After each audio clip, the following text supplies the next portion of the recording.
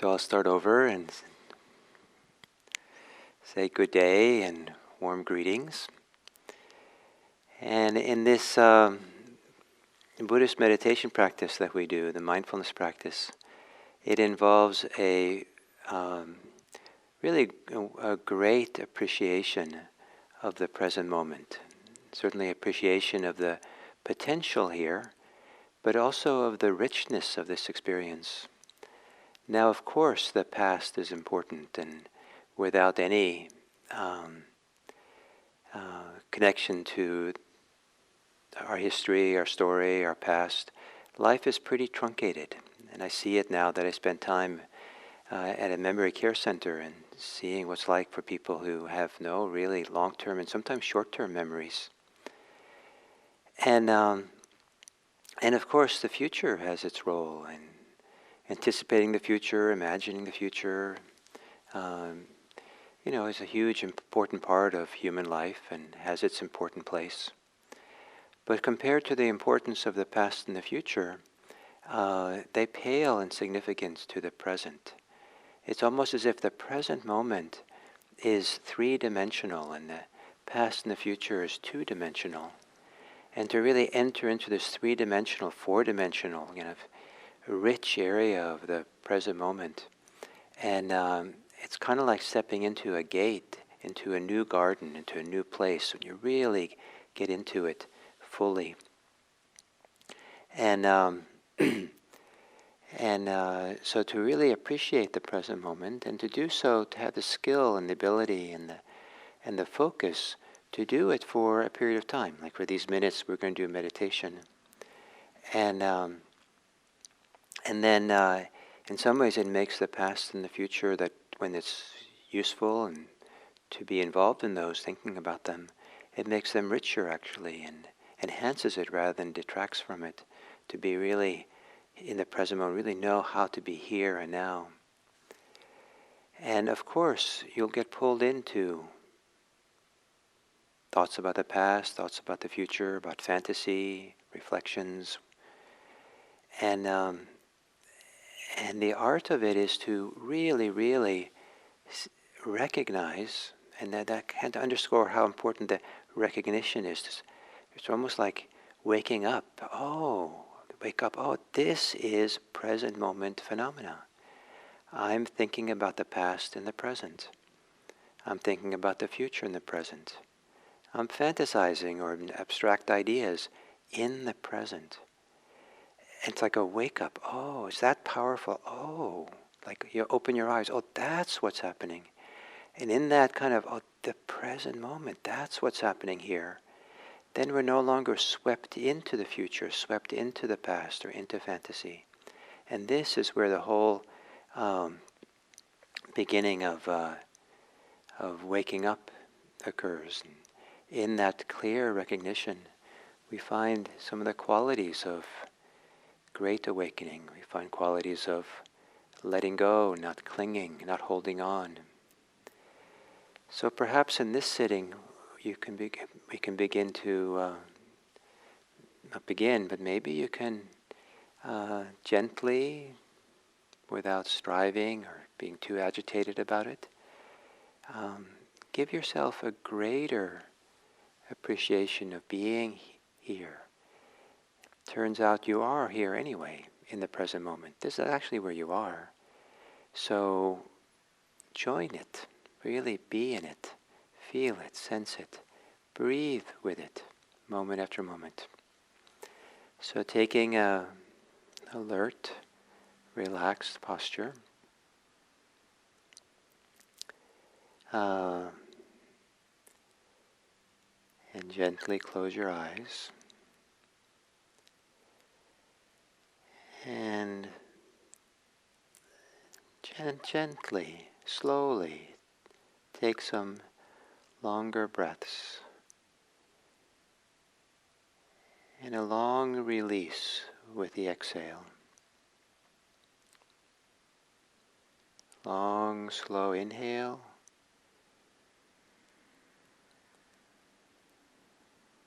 And release with the exhale.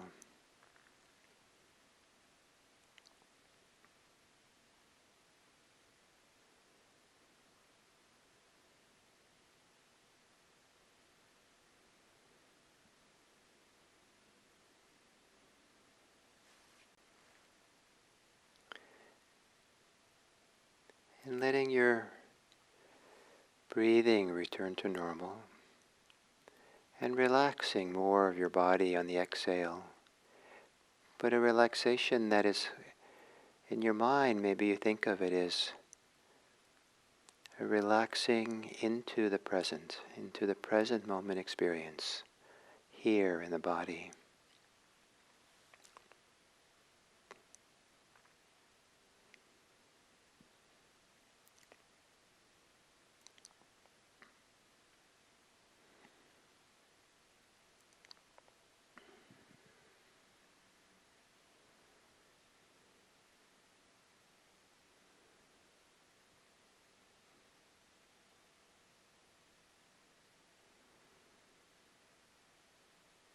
And then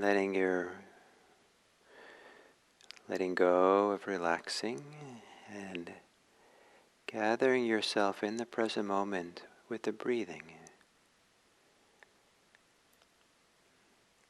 With the breathing as the center of your universe, more so than your thinking mind.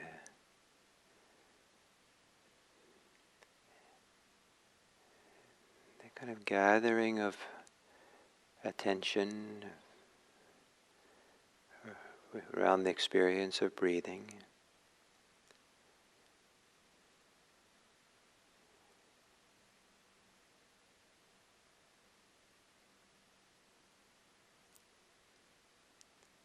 And here, the breathing being a touchstone to the present moment.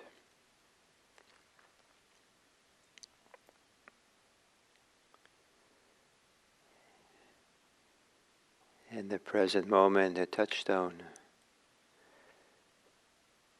to our direct experience, our lived experience, the experience we have moment to moment that is a manifestation of being alive and here and now.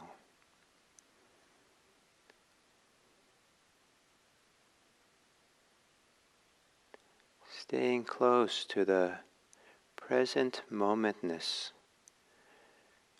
of whatever comes into awareness. The present momentness of thinking about the past and the future. See it all as present moment.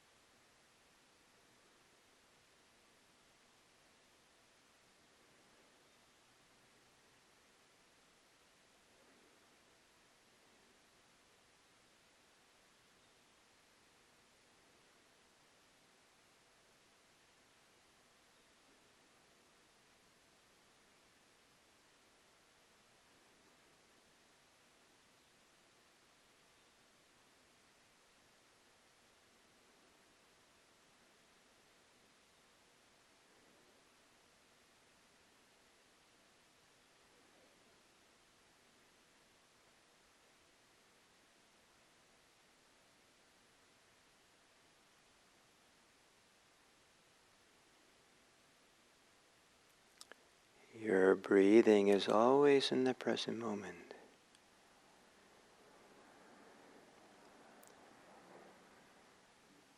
Riding along with your breathing. Breathe with whatever else is happening. Breathe with the mind thinking about the future, about the past. Breathe with your emotions. Breathe with so that the present moment experience of breathing keeps you in the present.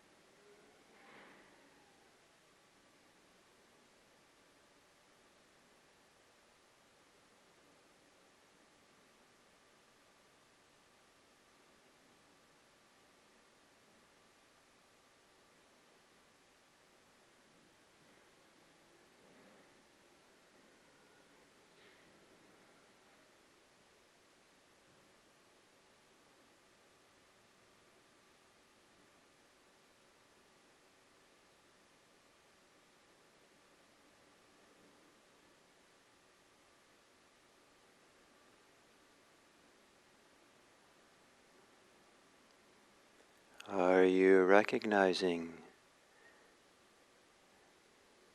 that you are in the present moment,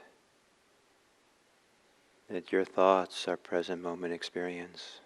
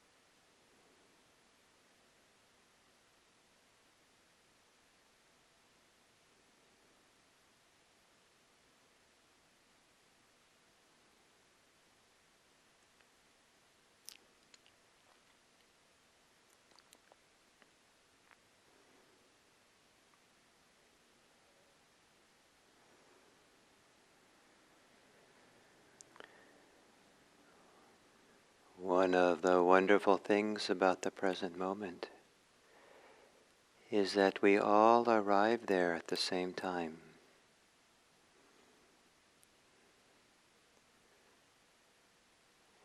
We share this living, vital, lived experience of here and now if we're present for it. If we allow ourselves the opportunity to really be here.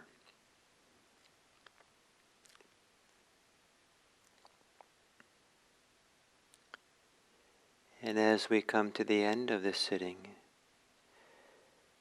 this deep allowing of the present moment,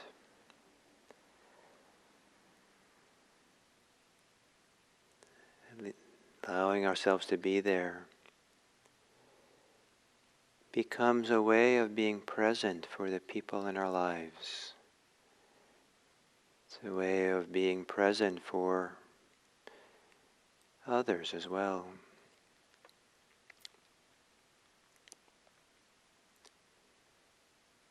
And to be present for others without being caught up in the past or thinking about the future, what we want, but to really be here to feel and sense and know another person, and to know ourselves in the presence of another person.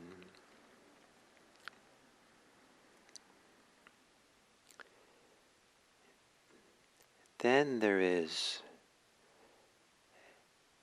an avenue for care, for respect, for kindness, friendliness, for appreciation, and for caring for each other. May what we learn in meditation about being present be applied to being present for and with the people we encounter or the people we communicate with, in whatever way we're in touch. And may it be that as we're present, that we offer the world our respect, our appreciation, our kindness, so that our way of being with others manifest or enact, even in the smallest ways, the wish that others may be happy, that others may be peaceful, that others may be safe, that others may be free. May all beings live in this present moment life, free and happy.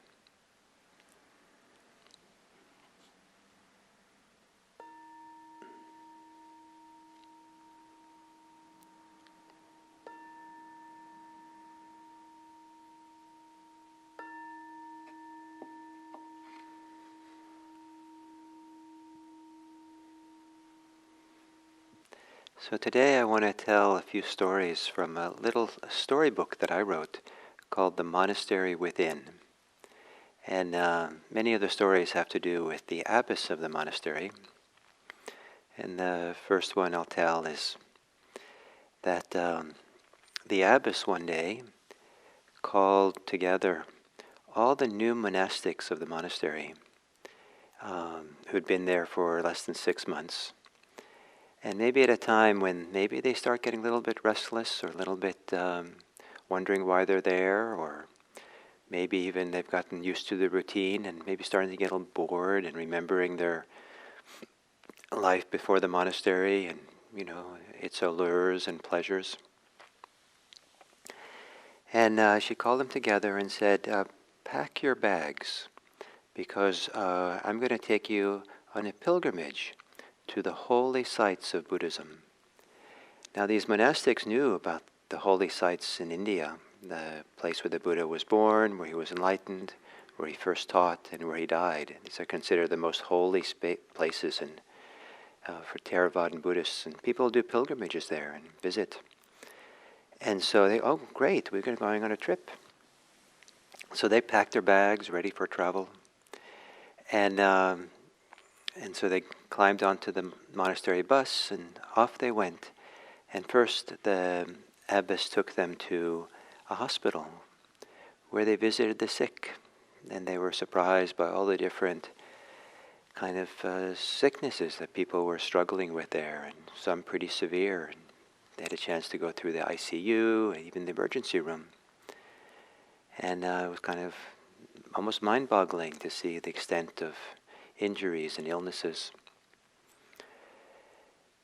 And then back on the bus, and they went to a old age home. And they saw what for them, most of the monastics were young, what seemed like the ravages of old age, of people who could no longer care for themselves, and who, some of them couldn't walk anymore, and some of them had all kinds of, challenges and decreased capacities of all kinds.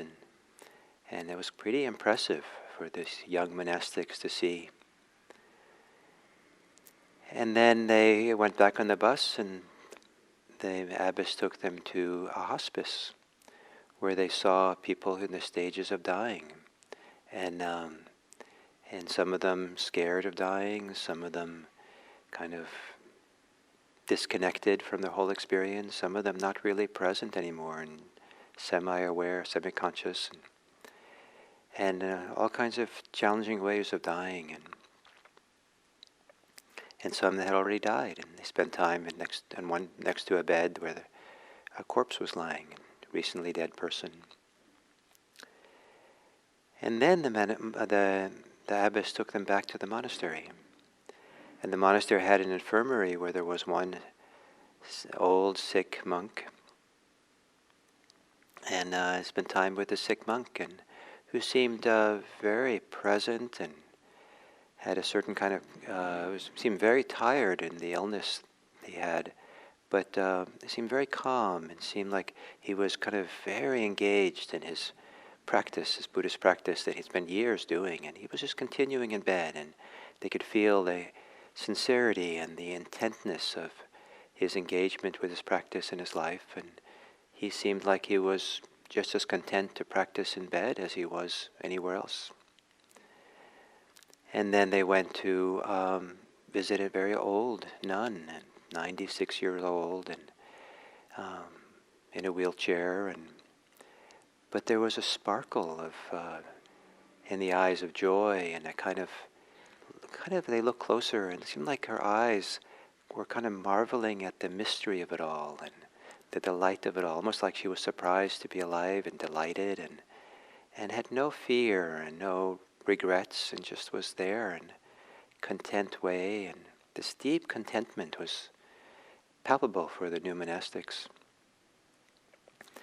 And then they went to the hospice of the monastery, and there, in fact, was a monk who was dying, and there was such peace, and it was clear the monk was in some pain, but there was so much peace, and they entered into the room, and it was so peaceful and so calm that everyone got quiet, and everyone felt like they just should bow deeply. There was something reverent and profound about the presence of this person who'd spent decades in the monastery practicing, and the level of peace, and there was no iota of fear. And then the abbess took them back to the courtyard of the monastery, and they sat down there and under a big tree, and the abbess said, "Now you've seen the sacred sites of Buddhism. Knowing these, practice well. Plunge into the monastic life. plunge into the practice you've come to do. And you too will become the sacred sites of Buddhism. So that's one story. And so it's kind of sacralizes something that's common in almost every day, sickness, old age, and death, that can both be a catalyst for practicing, for really getting to the bottom of what it means to be alive and get to the bottom of the origins of our suffering that we have in this life that we live. And can really also be a catalyst for waking up and finding our freedom and our peace. The second story involves a monk who was known for having a very deep, seemingly deep peace and acceptance of life and a deep trust in just that, in life itself. And this monk one day, one time we went off to the edges of the monastery, the edges of the wilderness, kind of the forests, away from the others, where the monastery had a few meditation huts. Monastics would go out there to meditate for weeks at a time, and so he went out there, and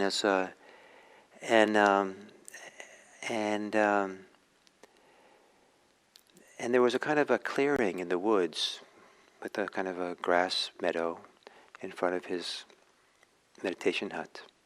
And one day he heard a deer crashing through the woods and collapsing on the meadow in front of his hut. And clearly the deer was injured and just kind of collapsed there. But soon behind the deer there came a lion. And I said, "Uh-oh," said the monk. This lion, I guess, is maybe that's why it's injured. It was attacked by the lion. The lion's going to eat it. And the lion came along, and the deer seemed completely relaxed, at ease, and just kind of there, accepting its condition almost, and just there, and could see the lion, but was not afraid, was not trying to get up to run away, and just was seemingly just there. And the lion came along, and the lion proceeded for the next 2 days to stand guard over the deer, to keep it safe from other predators and whatever's there, so the deer could heal well enough to get up and to walk away. And that was a pretty impressive thing to see. And so the monastic said, "Oh, yeah, this was an affirmation. This was like proof that my practice of deep acceptance of everything, and if I just accept life as it really is, then the life will provide, the Dharma will provide, things will arise, but the art of it is to really accept." So some weeks later, there was a nun who was staying at a hut not very far away, and for some reason the hut caught on fire, and the monk saw that, and he said, "Oh, look at that." And first it was just a small little fire on the roof, and then it got bigger, and the monk said, because he was into this acceptance things and just allowing things and letting things arise from, just watched and was a little curious, but just watched what was happening, and the fire got bigger and bigger, and then he saw the nun come out of the hut and try to get some water and try to put the fire out, and she got a little injured in the process, but to no avail, and the whole hut burned to the ground and just was ashes when it was over. It happened very quickly. And so by the time that it was burnt, it was only after it was burnt that the monks, nuns, the abbess came to see what was going on.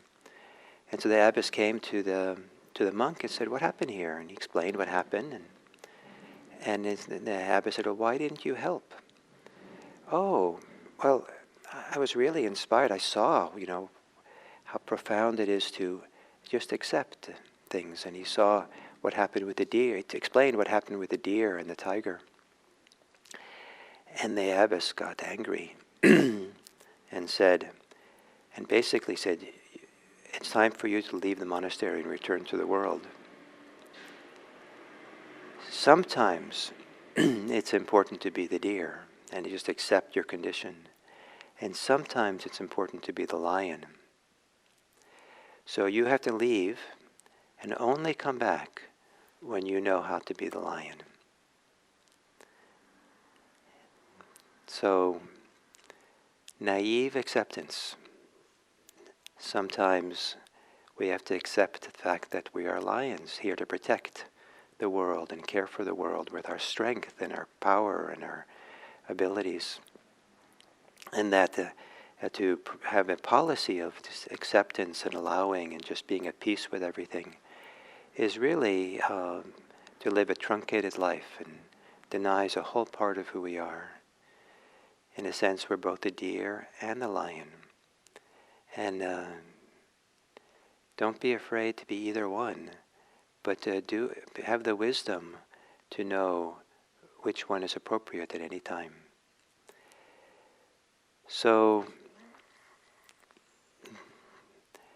may you discover your monastery within, meaning your wisdom inside, your place of practice, and may that be a gift that you give to the world. Thank you. Oh, and then for next week, right now I'm thinking that in some ways I'll continue with the stories for next week, but a whole different genre of stories, and that is there are stories from the Buddha's life that are teaching stories or the context for the Buddha's teachings. And so I thought maybe I would pick some of these stories from the Buddha's life that in which appear some of the important teachings that he gives as a way of kind of combining the teachings and the ancient kind of stories from the canon.